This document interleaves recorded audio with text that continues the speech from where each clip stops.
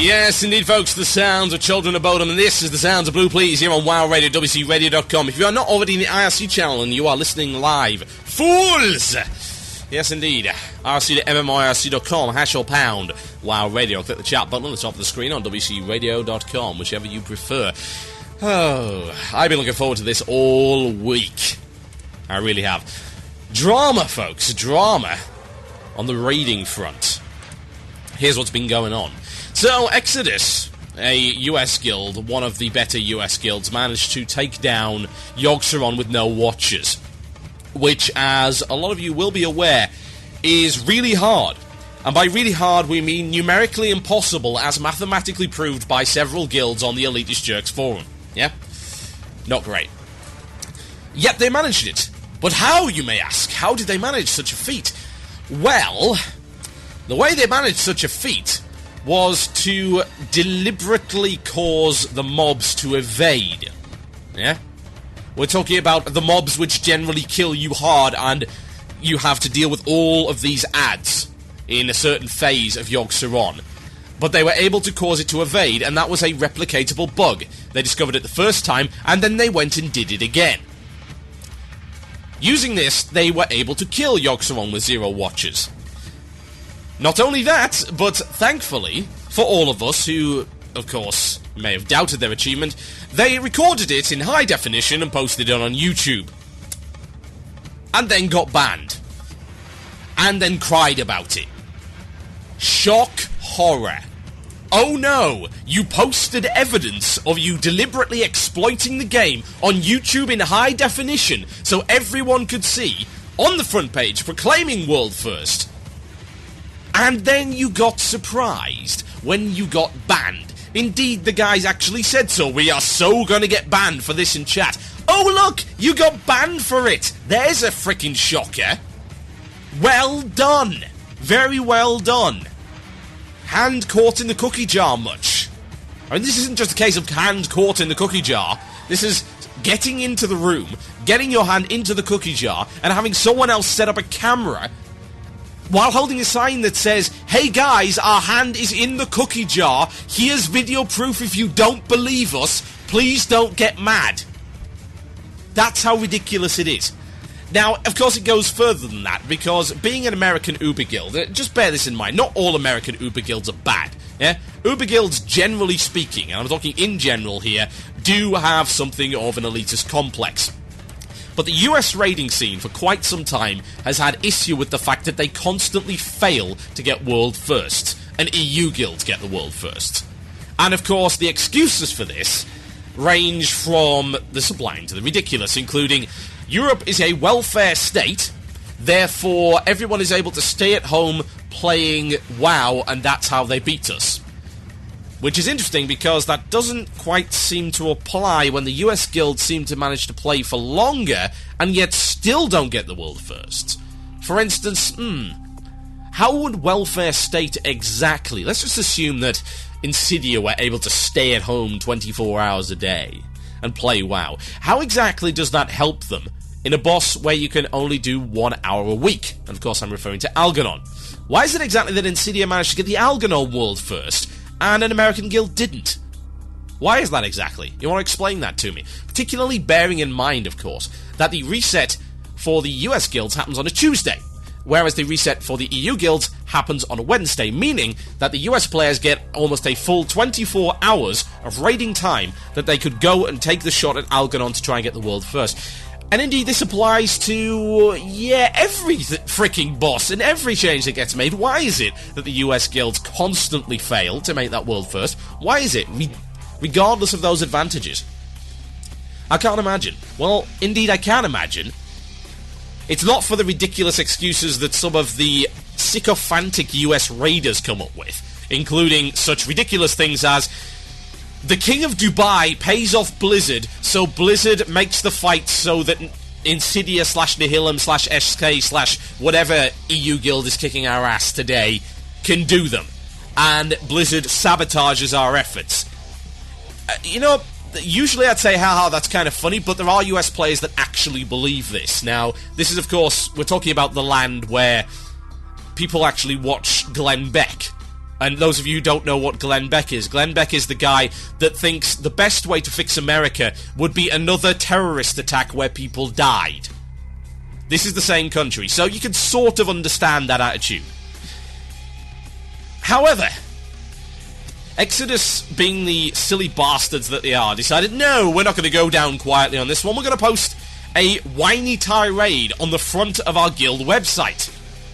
Of course, showing us the video whereby they say we are so going to get banned. Oh, look, here's video evidence of us cheating. And then whining and complaining about Insidia, of all people, with a small list of things saying, oh, Insidia exploited here, here, here, here, and here, with no evidence whatsoever to prove any of it. Nice one, guys. Way to deflect.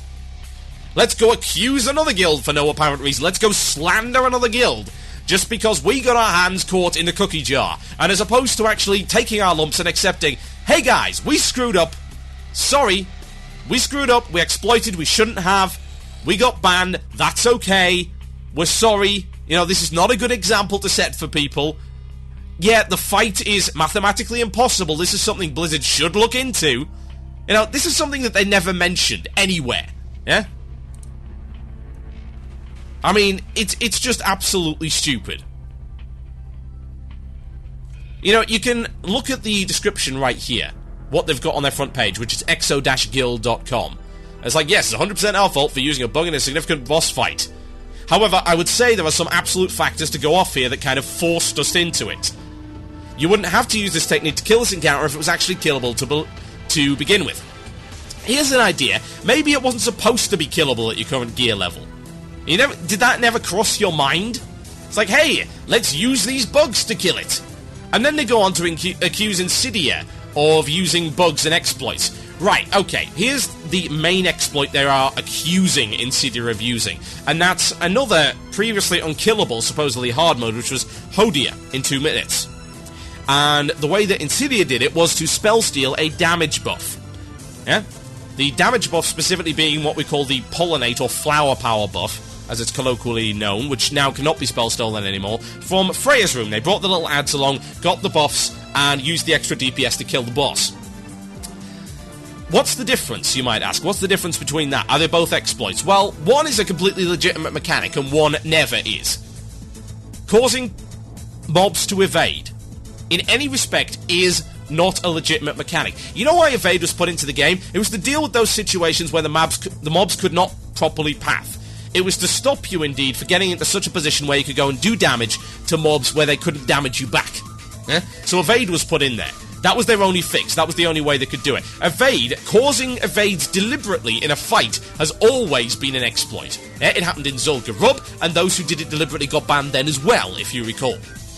It's not the first time it's happened, I'm sure it won't be the last. What's the difference between that and the flower power buff? Well, it's rather obvious.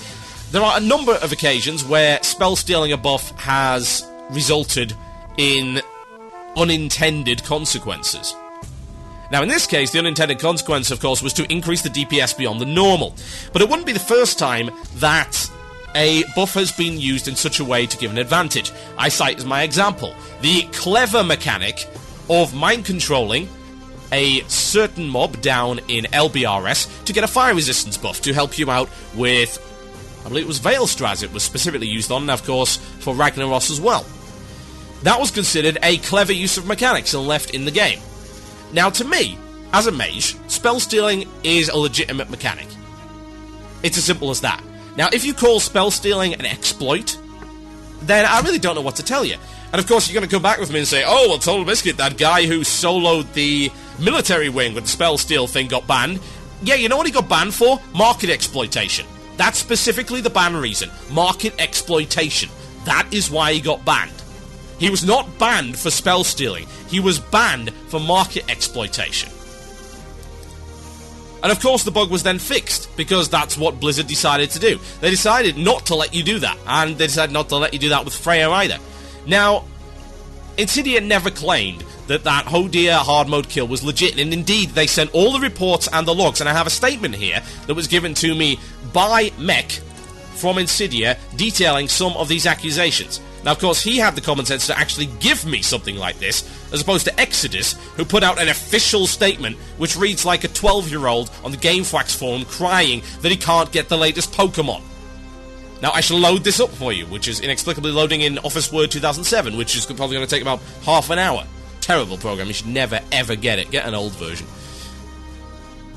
It is ridiculous to think that they imagine they could get away with just slandering another guild like this. Now, he goes on to say, this is from Mech. The first one is Vash. That was Nihilum, and it bugged out and went from 12% to 1 HP or something like that. I don't know the specifics, but they said immediately when they killed it that that's what happened.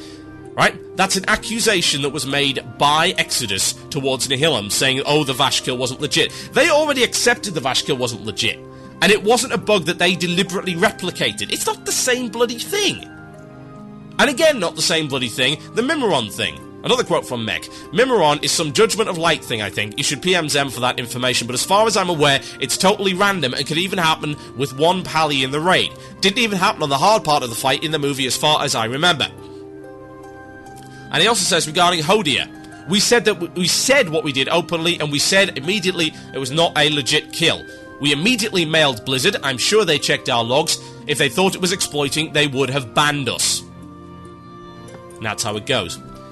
So yeah, JOL lies. Because JOL is a random bug, and indeed any raider who knows what the hell they're talking about will know that the Double Judgment of Light bug is just that. A bug that is not immediately replicatable. It's pretty much random. It can happen at any possible time, and if it happens, it happens. There's not an awful lot you can do about that. And I've got two other accusations on here regarding the disgusting Oozling pushing off debuffs on Cthulhu and the Twin Emperors, and their evidence for the fact that apparently on the Twin Emps, Kungan exploited it by sitting on a torch, and their evidence of this is that there was no video of the fight. Really? That's your evidence? There was no video of the fight? Let me remind you of something. Back in the day, videos of fights were not especially common. At all. Why? Because guilds actually had this whole thing where they wouldn't show everyone just how to do the fight straight away. I don't even remember them being a Cthulhu video. I don't remember anything past Hoo Ran, because I know they did a AQ40 the movie, and it didn't have twins in it. I don't believe it didn't have Oro in it, because that hadn't been killed yet. It didn't have this. Might have had Viscidius, I can't recall. And it didn't have Cthulhu in it. I'm sorry, that is not evidence. Now, here's my big beef with this. You are crying. I'm sorry, you are crying your eyes out. You are bawling over this whole thing. Trying to accuse other guilds like, oh god, they exploited too. Yeah, you know what? Maybe they did. You don't have evidence of that, but maybe they did. I have no doubts in my mind that various super guilds have exploited at various points in time. The difference is they're better at it because they didn't get caught. They're not stupid enough to put it in high definition on the freaking internet. I mean, for God's sake, what the hell did you think was going to happen? Now, what really gets me is the fact that they were claiming, oh, well, it was kind of random. It was RNG, it was luck of the draw, blah, blah, blah. No, I'm sorry. You exploited, you cheated fair and square, and you brought the entire raiding scene into disrepute. And as a result, I cannot have any sympathy with Exodus whatsoever. This is the kind of crap that the raiding scene gets accused of all the time. Oh, they're just a bunch of power gaming elitists that'll do anything to win. Yeah? Even if it requires abusing mechanics and other players and all manner of things like that. Yeah, well, thanks. You just proved that apparently that's true. Well done. Dragging the entire US raiding scene down. Oh, look, the only world first that the US have got in the past X number of months/years involved cheating. Well done. And well done stirring up the pot of racism and xenophobia. Well done on that one. Here is the facts, right? Here's the reality of the situation, America. Sorry about this. Here's how it goes. You're not very good at a lot of things. You're in fact really bad at a lot of things. I mean, how many sports do you constantly fail to get anywhere in? Here is the newsflash for those who do not know. You're not perfect. And there's always got to be a number one, and that number one just happens to not reside in the United States of America. It certainly wouldn't be the first time, and it's definitely not going to be the last. So stirring up this crap with the xenophobia is like, oh, EU players suck, oh, EU players are all cheaters, blah, blah, blah. Pot calling the kettle black, freaking hypocritical. It's a disgrace. Now let me tell you this. Here's the real beef I've got with it. The biggest beef I've got with this is the fact that they spent 90% of their post crying about Insidia and couldn't get the testicular fortitude to confront the real criminals in this particular instance, which is, of course, Blizzard for having that there in the first place. I'm sorry, but this exploit seems obvious. It really does. I could have spotted this. Most smart players could have spotted that this would have happened. So why exactly did Blizzard not spot it? Why was this not caught in playtesting? And why the hell aren't you blaming Blizzard as opposed to everyone else under the sun and crying your eyes out because they have meanies? Grow that up. Seriously. Grow up. If you're going to get involved in competitive raiding, here's an idea. Start at home with the Bushido. And don't accuse other guilds of things that you cannot prove. It's childish, and it's freaking pointless. It brings the entire scene into disrepute, and you get a /spit as a direct result of that. You snivelling cowards. My name is Total Biscuit. You're listening to Blue Please here on WoW Radio with myself, Total Biscuit. So good, we say it twice. Megadeth, angry again. Enjoy.